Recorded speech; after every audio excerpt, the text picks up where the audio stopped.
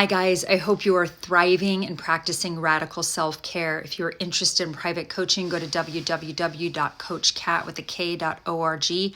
I hope that you are really engaging in good self-care. The first thing I recommend when you wake up in the morning is to put on a guided meditation for trauma or complex PTSD or a morning meditation, even 10 minutes in the morning, instead of looking at your cell phone, looking at Facebook, looking at Instagram, or God forbid, looking at some channel on narcissism. Do a meditation. And then I also practice a spiritual belief system. So I also practice prayer. But self-care is all about getting exercise, drinking 8 glasses of water a day, eating healthy, nourishing foods, having a spiritual community, getting into a support group. If you don't have a support group, you can go to 12-Step Recovery CODA. If you have any sort of substance use disorder or you find yourself abusing substances to sort of cope, then I recommend you could go to some other 12-Step Recovery for substance abuse.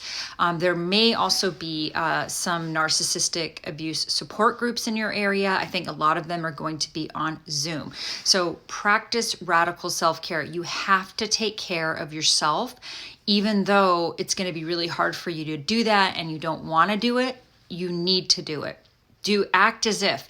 Do it even though you don't feel like it. And it may take an incredible sheer force of willpower to make yourself get up and go for a walk or to do these things and to reach out to others. Because if you are coming out of one of these relationships with a cluster B, a narcissist, psychopath, sociopath, you are probably highly traumatized. You might have complex PTSD.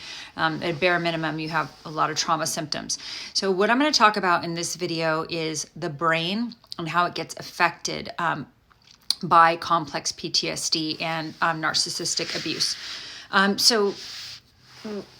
Well, let's talk about the prefrontal cortex. The function of the prefrontal cortex is to inhibit the stress response. It's located in the frontal lobe, and that is housed in the amygdala. People exposed to trauma have a decreased activity volume in the prefrontal cortex. Okay, so why is this important for treating complex PTSD, narcissistic abuse, and trauma? Well, the area of the brain that's responsible for shutting off the stress response is actually left on, right? The stress response continues, and this can lead to even more unhealthy trauma responses: drinking excessively, shutting down, reacting, isolating, anger, all of these things. Fight, flight, freeze, fawn gets on, right? And it stays on. Trauma impacts the structures of the brain, and trauma-based impairment of the hippocampus can affect the way you perceive and react to external stimuli. So when you get triggered, your prefrontal cortex doesn't properly regulate the overreactive, hyperreactive amygdala. Traumatic impairment of the hippocampus can actually launch your body into a full-blown panic attack. So you're going about your life. You get triggered, right? You could get triggered driving down the street you used to live on, or get a text from the narcissist or an email or whatever. And what happens is your under-responsive prefrontal cortex doesn't properly regulate your overreactive amygdala. And this can send you into an incredible emotional flashback and a PTSD trigger. And this can make normal life very challenging. It can make normal life feel very overwhelming, and things that you used to do that easily might become very difficult to do. Some of the things that you can do to treat this issue. One, in this video, I'm just going to talk mostly about cognitive behavioral therapy. It's the idea that our thoughts and beliefs influence our behaviors and how we feel, how we view the world, others, and ourselves. So some people view themselves as inferior. Some people view themselves as superior. You might perceive your mother as loving and kind and supportive. Your brother might perceive your mother as critical and overbearing. One person sees the world as a safe, welcoming place. The other person sees the world as a scary, dark place, right? So when it comes to your emotions, your perception actually trumps reality, right?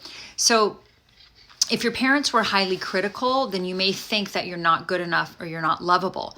If parents gave positive feedback for your accomplishments, but also your efforts, then you might become resilient and you might try and try again. It's very important to give children, positive reinforcement for their attempts, for their efforts, not just when they're successful, right? So views of others have a lot to do with how we see the world and how we view our relationships. Did we trust our parents? Were they safe? Were they reliable? Were they predictable? If so, we may see our relationship partners more as safe and trustworthy and reliable and predictable. If you're sort of codependent or a child that was abused or neglected, you might have some cognitive schemas that tell you that you're not good enough, that your wants, needs, and desires don't matter as much as another person's, right? And you may have these cognitive schemas, these cognitions that are like, okay, I'm not good enough, I'm not lovable, I'm not worthy. I believe that narcissists at their very core also feel very unlovable. But they hide behind this cognitive schema that they are better than others, that their needs, wants, and desires are more important than others, that they are superior than all other 7 billion people on the planet. In my opinion, and some of the other, some researchers, I think they're both trauma responses to abuse, neglect, or objectification as children. If parents treated that child like a thing, like a performance machine, and only gave that child validation for success, and they were perfectionistic, then that may have created a narcissist that felt that they couldn't send their true selves. They had to send this mask of perfection to keep these parents satisfied. And they may have had, that sort of those type of parents. So, but regardless, they both seemingly are trauma responses. But let's talk about the PTSD from the narcissistic abuse. First of all, traumatic emotional flashbacks those are some of the PTSD symptoms. And sometimes people with PTSD and trauma, again, they can engage in very addictive or self-destructive behaviors.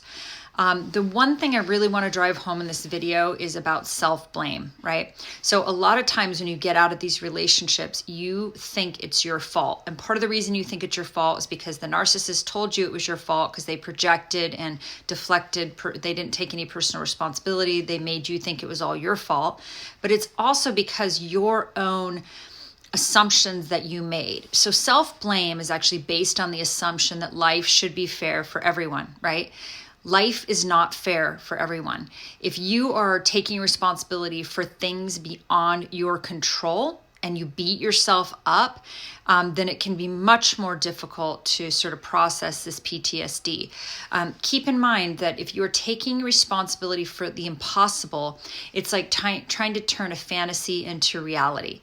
And what I mean by that is, when you take responsibility, when you blame yourself for the narcissistic abuse and you take responsibility for the impossible, which is another person's behaviors, then it can influence how you see the abuse because you're blaming yourself, right? So even though a lot of us don't want to admit that, I think that's part of this narcissistic abuse syndrome. A lot of times that you come out of it and you keep saying to yourself, well, internally you blame yourself. You think, well, I did this thing wrong or I did that thing wrong and that's why they treated me the way they did.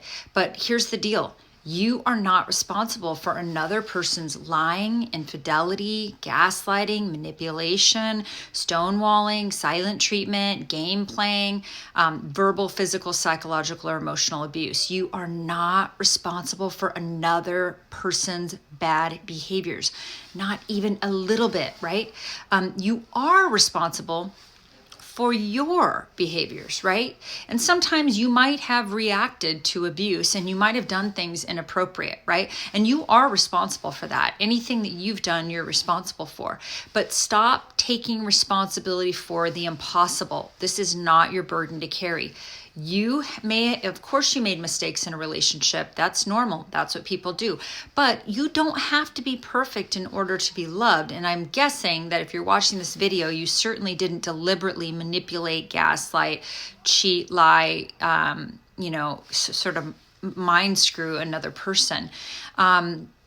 Some of the things that people will often do in these relationships is overspending, substance abuse, reacting inappropriately. And again, you're responsible for your behaviors, but you are not responsible for them.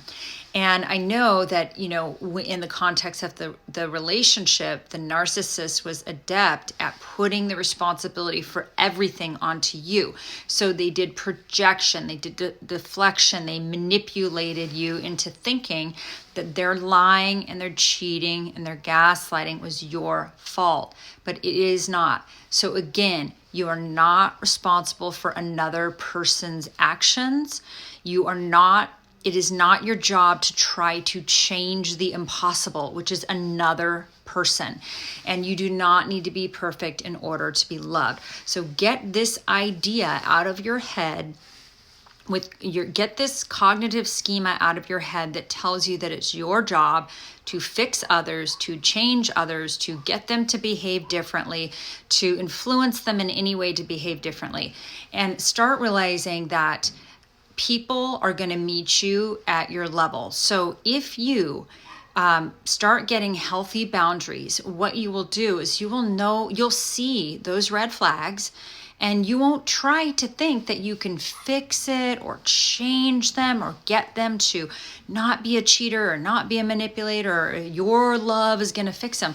You cannot fix other people. So start looking, if you're out of the relationship and you're considering dating again, I would suggest that you start looking for people that already have integrity. They already have decency. They are already kind. They already value service to others. And you can see this by not their words, but by their actions. Somebody who already has very good relationships with other people, somebody who has great relationships with their mother and their father, with their siblings, with their friends, with their children, somebody who values relationships, right? So probably if you looked at the narcissist, you'll realize, if you look back, that this person didn't have very many friends. And if they had any friends, it's not even a matter of many, they didn't have deep relationships, right? So that all of their relationships with their friends and their family were surface, shallow, and activity-based, or what can the narcissist get from them based, right? Sometimes, like if they have a parent that has a lot of money, that's the parent they're going to foster the relationship with more than, the parent that has less money, right? So it's all in the narcissist's head is, what am I getting out of this person? And that is how they make their determinations and how they invest in relationships, which is not much. So, in the future, start changing your cognitions about this. Stop blaming yourself for the impossible. You are not responsible for a narcissist's behaviors, not even a little bit. You are responsible for setting healthy boundaries and for kicking them the F out of your life if they come into your garden and stomp on your roses, right? You're responsible for having good personal boundaries. And if you don't have those, then those are skills that you can learn. And porous boundaries were what you probably learned in your family of origin, but it's so learnable.